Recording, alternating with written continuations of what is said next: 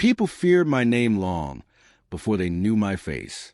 I had built an empire that stretched across cities and borders. Powerful men shook my hand during the day, then whispered prayers against me at night. I never cared what they thought. Fear had always been easier to earn than love. Then I met Ada. I first saw her at a charity dinner. She stood near the back of the hall, wearing a simple blue dress while serving food to children from a local shelter. She did not know who I was. She smiled at everyone the same way, rich or poor. That caught my attention. Most people looked at me with fear or greed.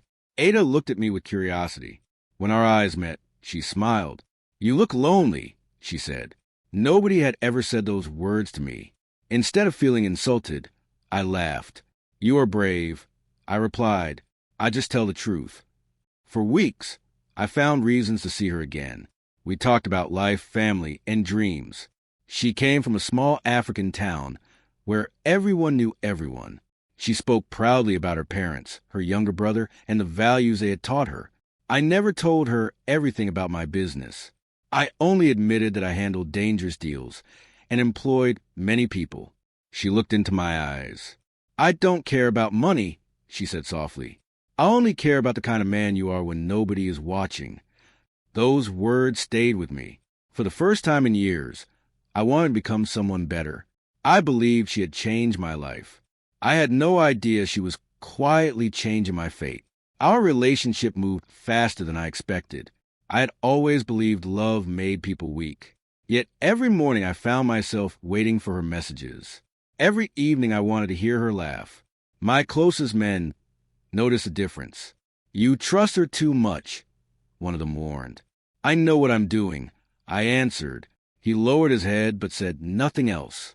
Ada never asked for expensive gifts. She never demanded luxury cars or designer bags. That made me trust her even more. When I surprised her with a beautiful necklace, she almost cried. "You don't have to buy me anything," she whispered. "I want to." She hugged me tightly. Months later, I traveled with her to meet her family. They welcomed me warmly. Her father spoke with respect. Her mother cooked enough food for an entire village. Her younger brother asked endless questions about business and success. Everything felt real. Before leaving, I promised to take care of Ada forever. Her father placed his hand on mine. "If you break her heart, you answer to me." I smiled. "I'll spend my life protecting her." Looking back, those words carried a meaning neither of us understood. 3 months later, we got married in a private ceremony. Only a few trusted friends attended. I watched Ada walk toward me in her white dress. She looked perfect. As she held my hand, she whispered, "No matter what happens, I will never leave you." Everyone applauded. I believed every word. Far away, someone secretly took photographs of our wedding. At the time, I thought nothing of it.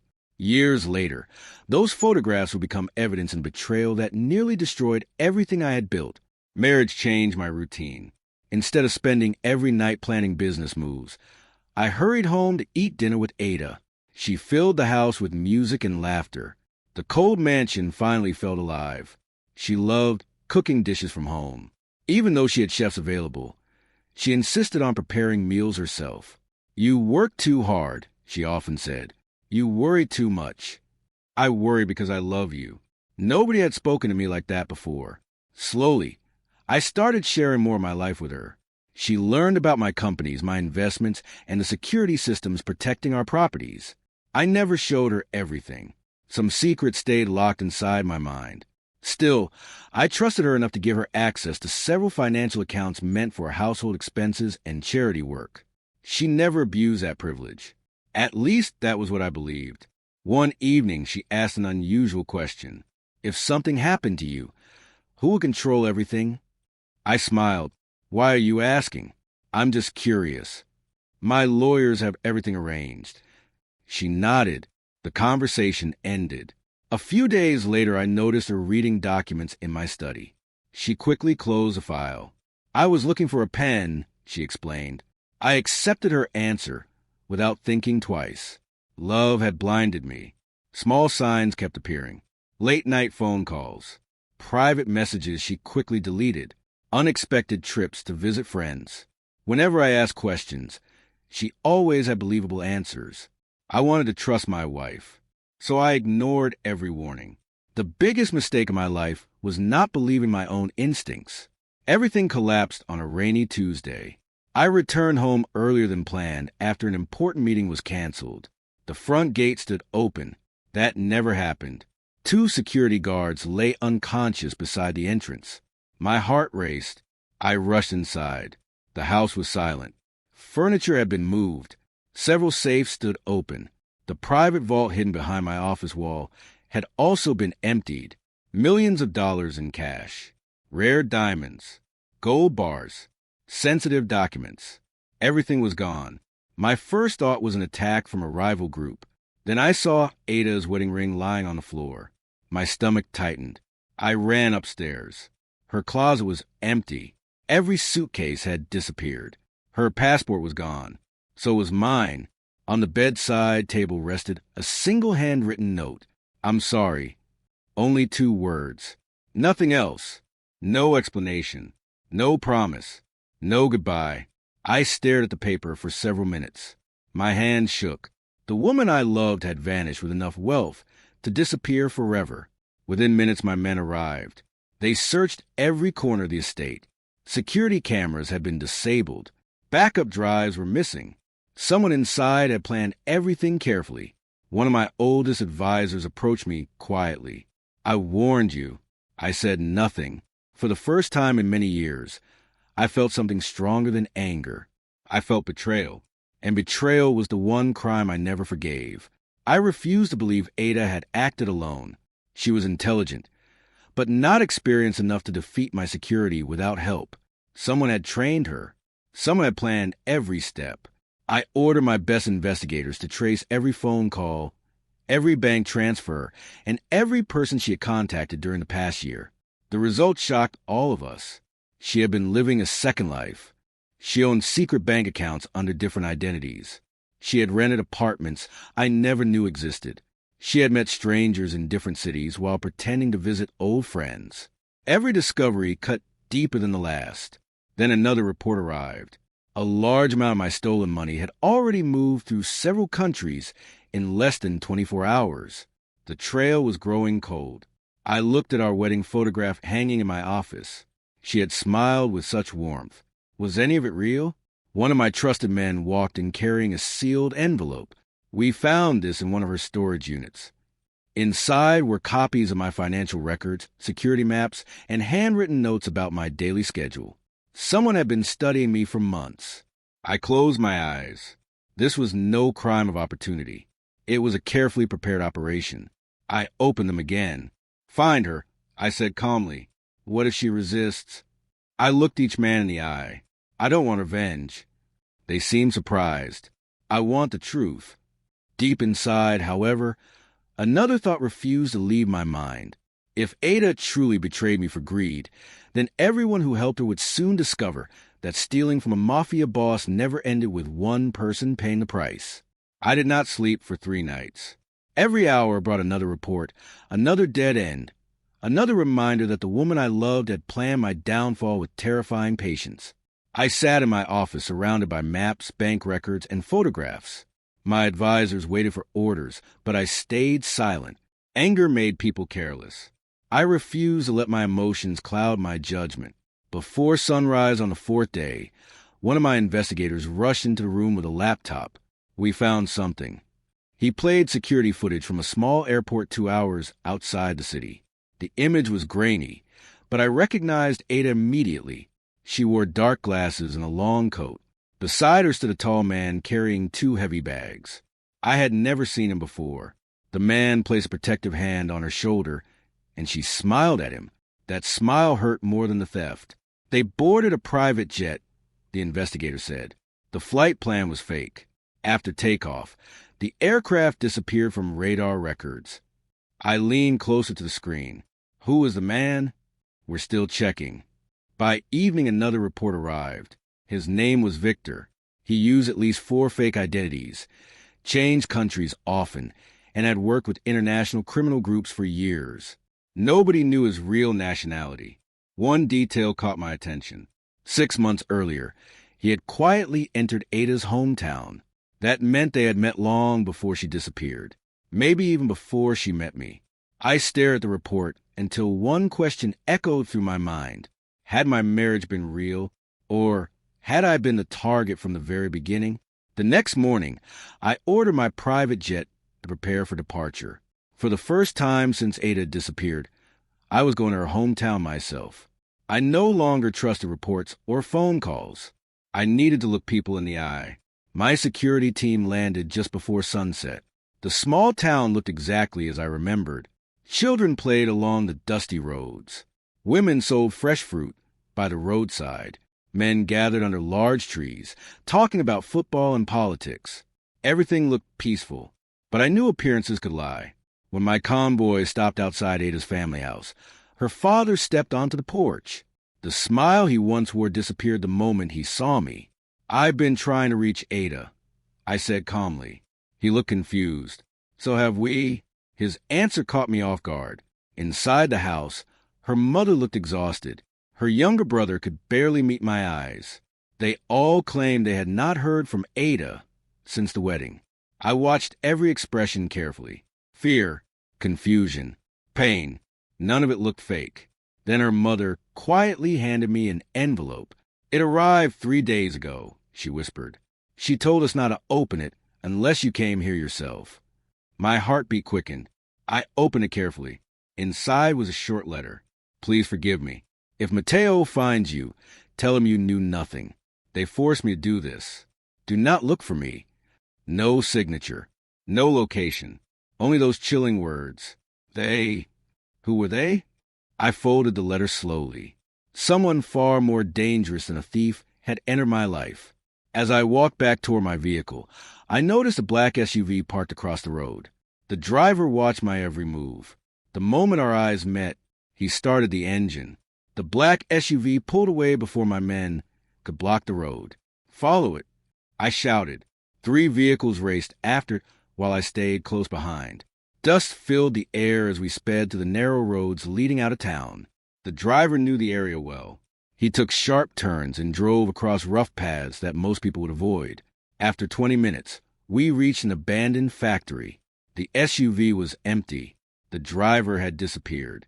My men searched every room, every hallway, and every broken window. We found fresh footprints, cigarette smoke, and tire marks, but no sign of the man. Then one of my guards called my name. "Boss, you need to see this." Hidden inside a rusty office was a small wooden table. On top of it sat a laptop, a burner phone, and several photographs. Every photograph was of me. Some showed me leaving meetings. Others showed me eating dinner with Ada. One picture had been taken through the bedroom window of my own home. Someone had watched me for months. The laptop contained almost nothing. Every file had been erased except one video. I pressed play. Ada appeared on the screen. She looked tired. Her eyes were red, as if she had been crying. "If you're watching this," she said, "then you found one of their safe houses." She looked over her shoulder before speaking again. "I never wanted to betray you. They gave me a choice. Steal from you or watch my family die." The video suddenly stopped. The rest had been deleted. I replayed those words again and again. Was she telling the truth? Or was this another lie meant to slow me down? Before I could decide, my phone rang.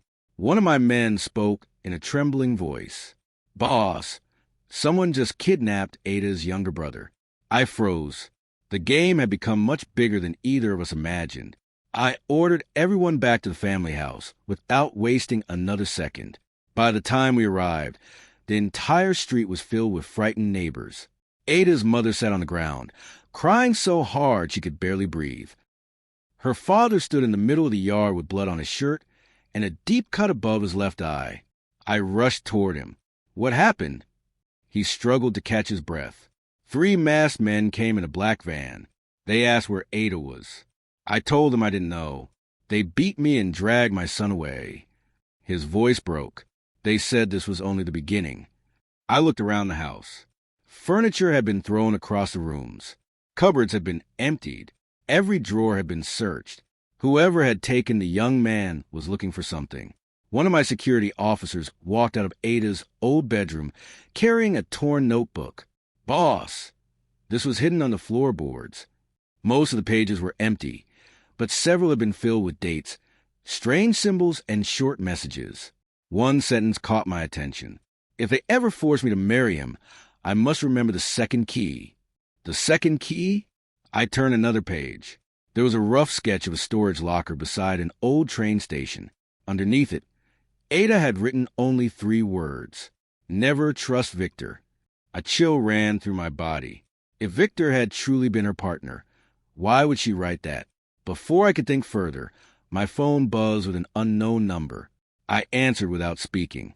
A cold voice laughed. You finally found a notebook. Who are you? Someone who knows where your wife is. My grip tightened around the phone. What do you want? The man remained silent for a few seconds. Then he said words I would never forget. You've been hunting the wrong person from the very beginning. The call ended. For the first time since Ada disappeared, I began to wonder if she had been running from someone, instead of simply running away with my money. The call stayed in my mind all night. You've been hunting the wrong person. Those words refused to leave me alone. By sunrise, I made a decision. I would stop chasing rumors and start following facts. If Ada had been forced into stealing from me, there had to be proof somewhere. The notebook pointed to an old train station on the edge of town. I took only 4 trusted men with me. The fewer people who knew our plans, the better. The station had been abandoned for years. Rust covered the tracks, and broken windows let in the cold morning wind. We searched every storage locker until we reached the one that matched Ada's drawing. It was locked. One of my men broke the padlock with a steel cutter. Inside were 3 suitcases, a small metal box, and a dusty backpack. The first suitcase was empty. The second held fake passports, different wigs, and stacks of foreign money. The third contained several photographs. Every picture showed Victor meeting with the same older man. I had seen that face before. It belonged to a businessman who had attended my wedding. He had shaken my hand, smiled at my wife, and wished us a happy future. I had trusted him. My blood ran cold. The metal box held a flash drive and a folded letter. The letter was written in Ada's handwriting. Mateo, if you ever read this, it means I failed to escape. I stole from you because they threatened my family. I hid part of what I took because I knew they would kill me after using me. Don't trust anyone who is close to us. One of your own men works for them. My hands trembled. I inserted the flash drive into my laptop. A list of secret payments appeared on the screen. One name stood out immediately. It belonged to the man who had served as my head of security for nearly 10 years. At that exact moment, my phone vibrated. It was him. I found Ada, he said. His voice sounded calm. Too calm. Then I realized something that made my heart stop. He already knew where I was, and I had never told him. I stared at my phone without answering for several seconds. Only 4 men had traveled with me to the abandoned train station. None of us had contacted headquarters. Yet my head of security knew exactly where I was. That meant only one thing. Someone beside me was feeding him information. I slowly looked at the 4 men standing nearby. They avoided my eyes, pretending to search through the storage locker. Any one of them could have betrayed me. I forced myself to sound calm. Where's Ada? I asked into the phone. She's safe, he replied. Come back to the estate. We need to talk. Give me the address. You'll have it when you arrive. The line went dead. I slipped the phone into my pocket and smiled at my team. We're finished here. No one questioned me. On the drive back, I watched them through the rearview mirror. Every movement seemed suspicious. Every whisper sounded like a secret. When we reached my estate, my head of security was already waiting outside. He had served me faithfully for almost 10 years. He had taken bullets for me, protected my businesses, and stood beside me during wars with rival groups. Now I wondered if every act of loyalty had been part of a much larger plan. He greeted me with his usual smile. You look tired, boss. I've had a difficult week. I can imagine. His eyes briefly drifted toward the backpack I carried from the train station. He knew I had found something. That confirmed my suspicion. I invited him into my office and poured 2 glasses of whiskey. He relaxed into a chair, believing he still controlled the conversation. He never noticed my men quietly locking every door from the outside. I sat across from him and placed Ada's flash drive on the table. The color drained from his face. Without saying a word, I knew I had just cornered the first traitor. He simply didn't know it yet. I pushed the flash drive across the table, without taking my eyes off him. He looked at it for only a second before forcing a smile. "What is this?" "You tell me." He leaned back in his chair. "I've never seen it before." His voice sounded steady, but his fingers tightened around his glass. It was a small movement, one most people would miss. I never miss small movements. "I found it in a storage locker," I said, "along with records of secret payments." He nodded slowly. "That's interesting." "It gets more interesting." I slid several printed pages onto the table. "They show money being sent to one of my most trusted men." His smile disappeared. Silence filled the room. Finally, he spoke. "Someone is trying to frame me." I expected that answer. "So you deny receiving the money?" "I do." I pressed a button beneath my desk. The office door opened. One of my accountants walked in carrying a laptop. He connected it to the large screen on the wall. Within seconds, bank records appeared. Transfer after transfer. Different accounts. Different countries. The money always ended with the same person. My head of security. He stared at the screen without speaking. Then he laughed. A slow, cold laugh that echoed through the office. "You were always smarter than the others," he admitted. My men immediately raised their weapons. He lifted his hands. "Relax. If I wanted you dead, I wouldn't be sitting here." I stepped closer. "Where's Ada?" "I honestly don't know." I grabbed his shirt. "For the last time, where's my wife?" His expression changed. "You still think she's your wife?" "What does that mean?" He looked directly into my eyes. "The woman you married stopped following our orders the day she fell in love with you." My heart skipped a beat. "Our orders?" He nodded. "She was sent to steal your empire." Every word felt like a knife. "But instead," he continued quietly, "she betrayed us by choosing you." Before I could ask another question, a deafening explosion shook the entire mansion. The windows shattered. The lights went out. Someone had come to finish what the traitor had started. The blast threw me against the wall. Glass rained across my office. Smoke rushed through the broken windows, making it hard to breathe. Alarms screamed throughout the mansion. "Protect the boss!" one of my men shouted. Gunfire erupted outside. The attack had begun. I grabbed my pistol and pulled my head of security to the floor before a bullet tore through the window behind him. "Move!" I ordered. He hesitated for only a second. That was all I needed. I slammed him against the desk and locked a pair of steel cuffs around his wrists. "If you lie to me again," I growled, "you won't survive today." He gave a bitter smile. "If we stay here, neither of us will." Another explosion shook the building. The ceiling cracked. Smoke poured into the office. I kicked open a hidden door behind a bookshelf. Very few people knew about the escape tunnel beneath the mansion. My closest advisors, and I had built it years earlier in case of an emergency. I pushed the prisoner inside first. My 4 trusted men followed behind me. As we hurried through the narrow tunnel, my phone vibrated. An unknown number. I answered. A woman's voice whispered, "Mateo, don't go to the east exit." My heart nearly stopped. "Ada, I don't have much time." "Where are you?" "They planted men at the east exit. They'll kill you the moment you come out. Tell me where you are." "I can't." Her voice shook with fear. "I'm sorry. I never wanted any of this." The call ended. I stood frozen in the tunnel. She was alive. She had just saved my life. One of my men pointed ahead. "We're almost to the exit." I remembered Ada's warning. "Not this way," I said. "There are 2 exits. We're taking the western tunnel." The others looked surprised. No one argued. 5 minutes later, we climbed out through a forgotten cellar nearly a kilometer from a mansion. As we turned back toward the estate, flames rose high into the sky. Then I noticed something that made my blood run cold. Several armed men were waiting at the east exit. If I had ignored Ada's warning, I would have walked straight into my own execution. From a hill above the estate, I watched my mansion burn. The fire spread from one wing to another, while thick black smoke covered the sky. Sirens echoed in the distance, but they were too late. The attackers had planned everything with military precision. I counted at least 12 armed men near the east exit. They waited for someone who never came. Me. Ada had saved my life again. The question was why. If she truly wanted my empire, she could have stayed silent and let the ambush succeed. Instead, she warned me. Something about this story still did not fit.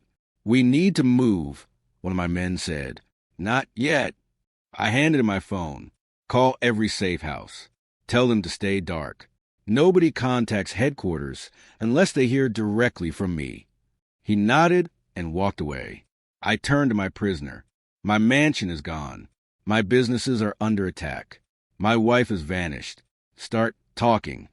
He looked toward the burning estate before speaking. "You've already lost more than you realize." "What does that mean?" "The attack on your home was only a distraction." My stomach tightened. "For what?" He smiled. "Your underground vault." A wave of anger swept through me. The vault beneath my headquarters contained far more than money.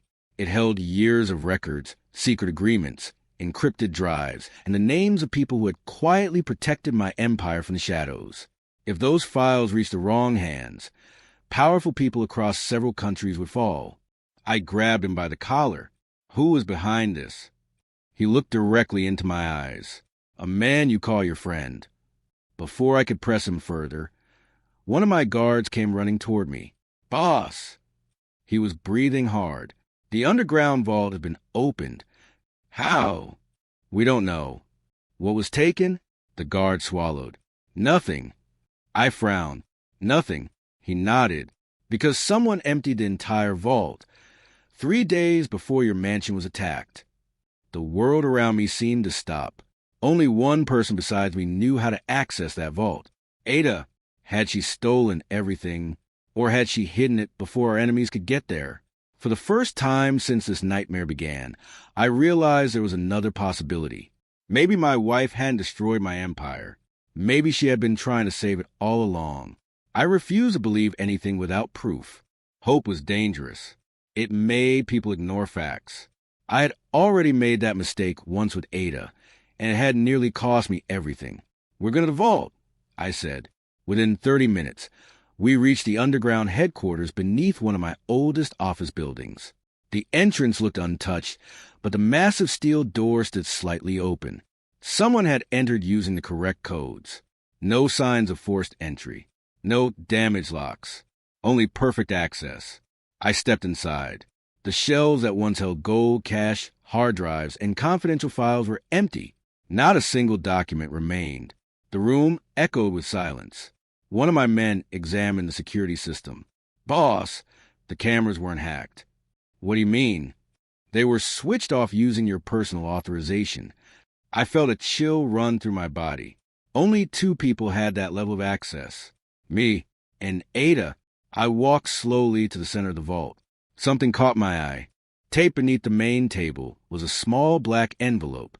No one else noticed it. I pulled it free.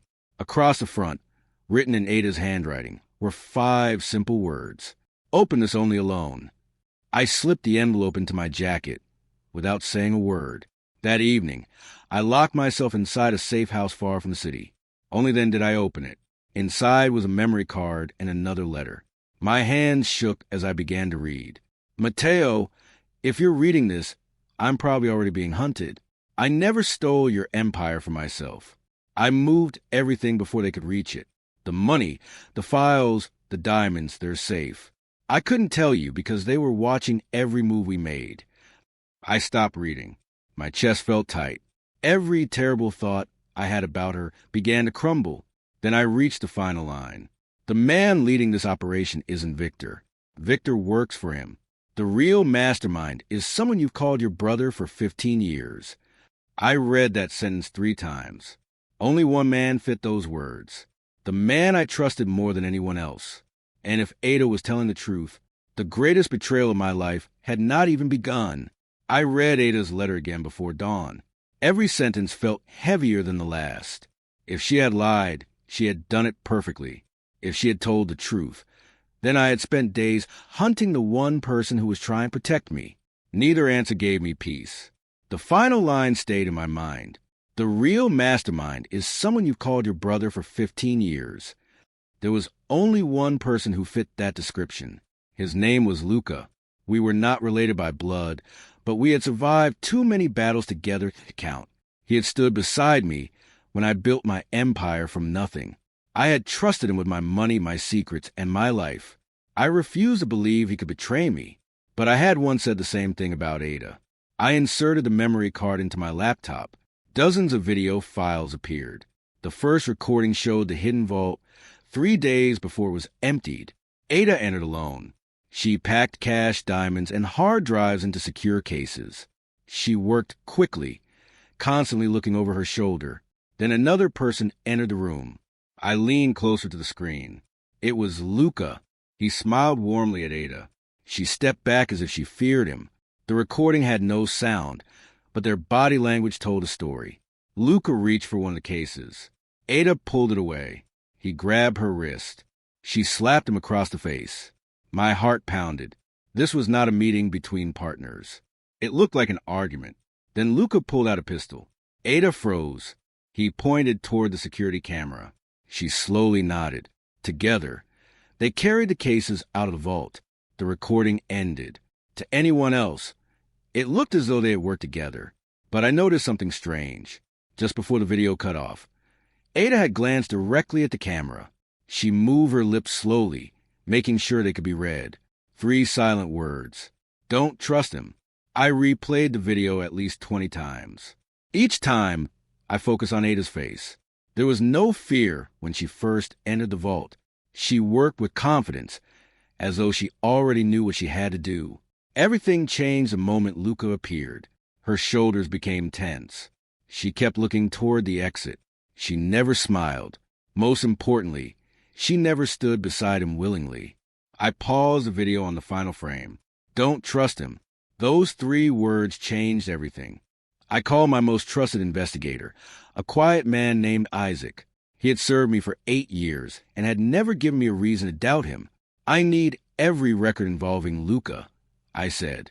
Bank accounts, phone calls, travel history, everything. Tell no one. You'll have it before sunset. By evening, Isaac returned with a thick file. You were right to be suspicious. He spread dozens of documents across the table. Luca had taken unexplained trips over the past 2 years.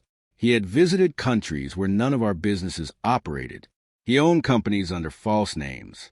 Large payments had entered his accounts through shell corporations that had no connection to my organization. Then Isaac showed me something even worse. A photograph. It had been taken 18 months before my wedding. Luca stood outside a hotel. Beside him was Victor. They were shaking hands. I felt the room grow cold. So they knew each other before Ada entered my life. I whispered. Isaac nodded. It appears so. Another envelope fell from the file. Inside was a hotel receipt. The guest who had paid for the room had signed only one name. Ada. For a moment, every clue seemed to point in different directions. Was she meeting Victor willingly, or had she been sent there? Before I could decide, a secure phone on my desk rang. Only 3 people knew that number. I answered immediately. The voice on the other end was barely above a whisper. Matteo, it's me. Ada. She was crying. I don't have much time, she said. Luca knows you started putting the pieces together. Then the line filled with shouting. A man yelled, She's on the phone. A gunshot echoed in the background. The call went dead. I stared at the silent phone.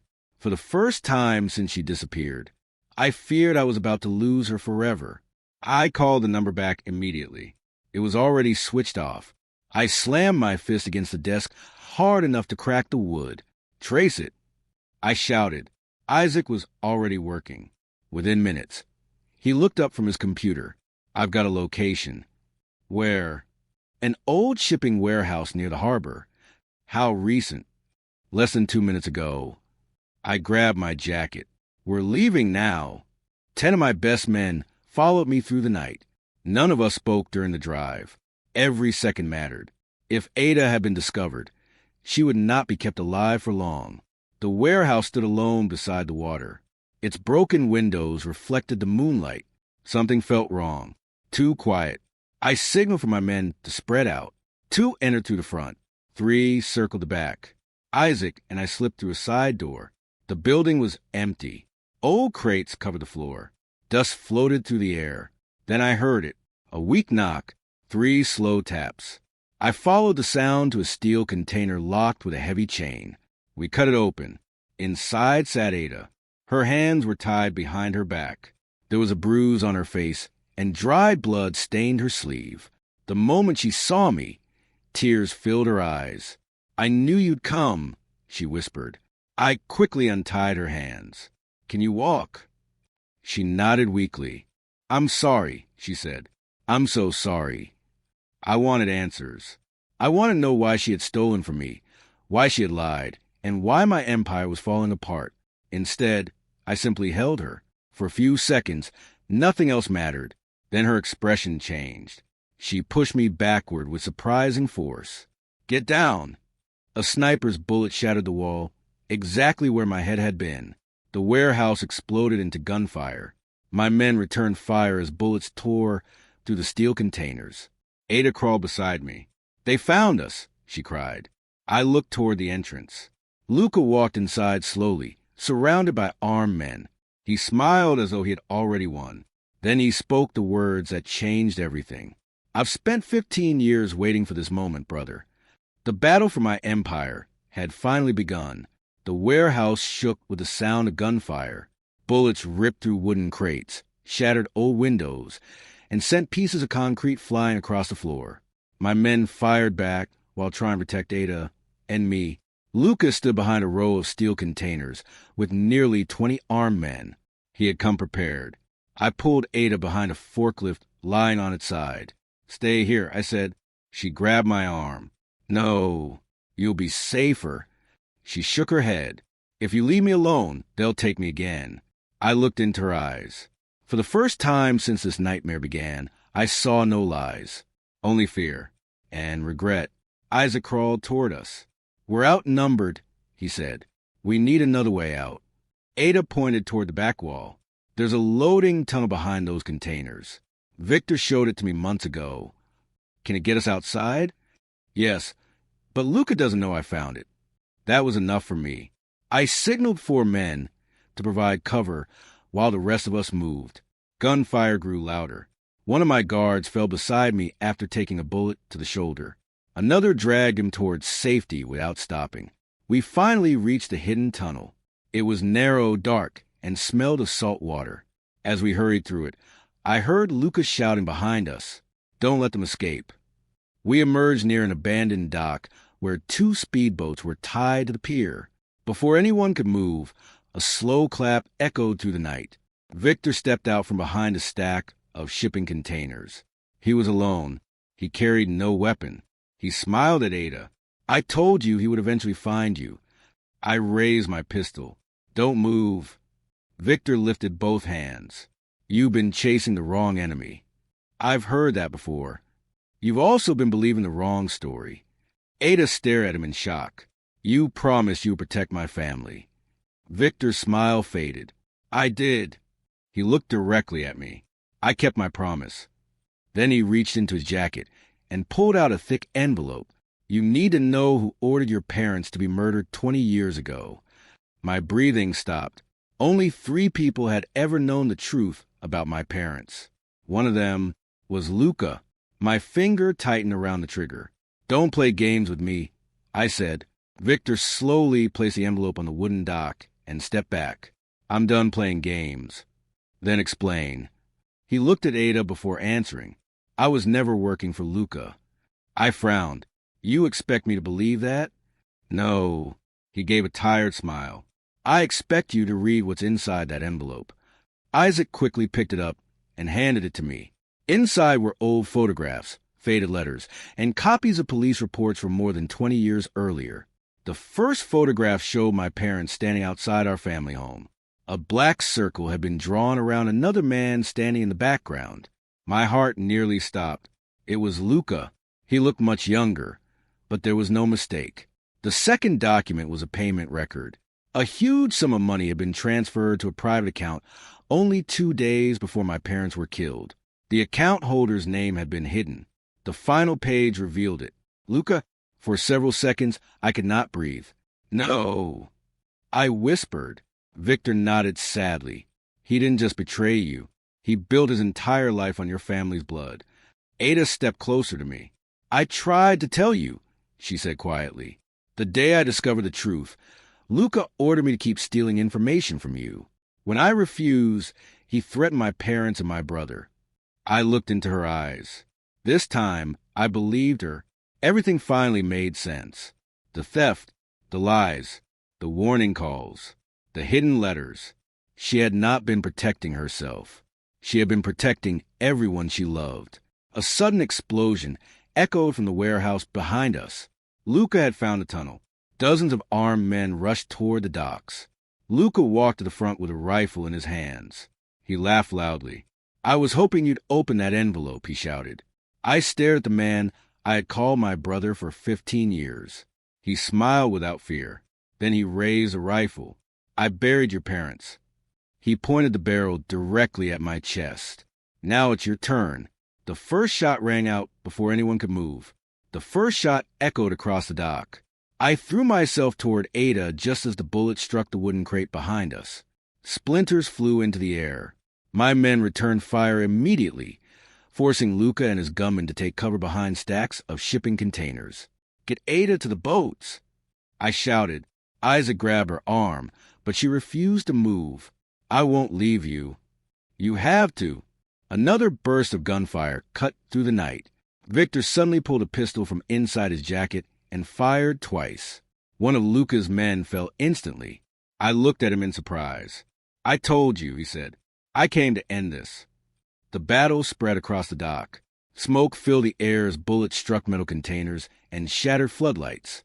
Darkness swallowed half the harbor, giving us a small advantage. Then my phone vibrated. It was one of my investigators watching Ada's family home. I answered while staying behind cover. Talk. His voice was urgent. Boss, we found something. What? We searched the house again. My heart pounded. And there was a hidden room beneath the kitchen. I stared into the darkness. What was inside? Cash, gold, passports, and documents with your company logo. My grip tightened on the phone. Who knew about the room? Ada's father admitted he did. The words hit me harder than any bullet. He said Ada begged him to destroy everything months ago, but he refused because he believed the money could protect the family if she never returned. I closed my eyes. So Ada had been telling the truth. She had tried to stop this.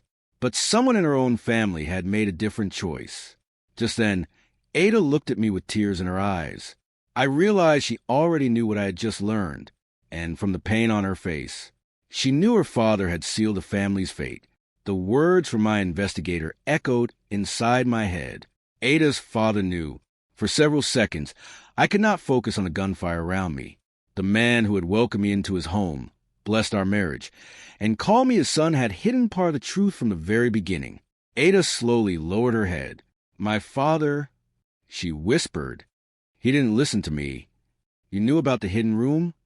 Tears rolled down her cheeks. After I moved your money and files, I split everything into different locations. I wanted to keep them away from Luca until I found a way to expose him. I left one small cache with my father because I believed he would destroy it if anything happened to me. But he kept it. She nodded. He thought he was protecting our family. Victor looked toward the road leading to the docks. He wasn't protecting them. He was painting a target on their backs. Before I could respond, Isaac's phone rang. His face turned pale as he listened. What happened? I asked. He swallowed hard. Our team at the village just called. My stomach tightened. Luca's men reached Ada's family home. Ada grabbed Isaac's arm. My parents. They found the hidden room. She could barely breathe. My brother? Isaac looked down. He escaped before they arrived. A small wave of relief crossed her face. It lasted only a second. They took your father and mother, Isaac continued quietly. The house has been burned. Ada collapsed to her knees. A cry escaped her lips that I had never heard before. It was the sound of a daughter realizing that one terrible decision had destroyed everything she had tried to protect.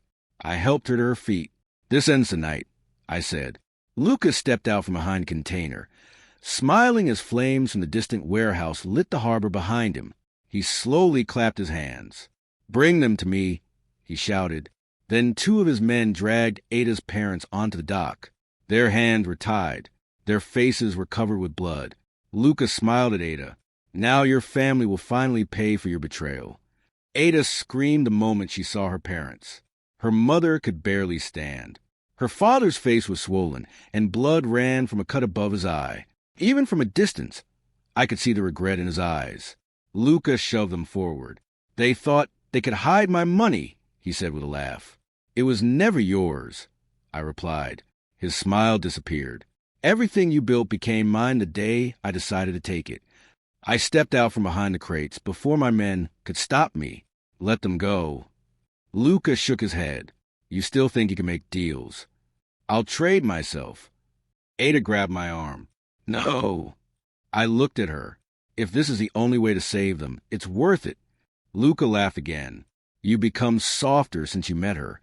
He raised his rifle and pointed it at Ada's father. "Telling the truth." The old man lowered his head. "I failed my daughter," he whispered. "I should have destroyed everything she left with me. She begged me over and over.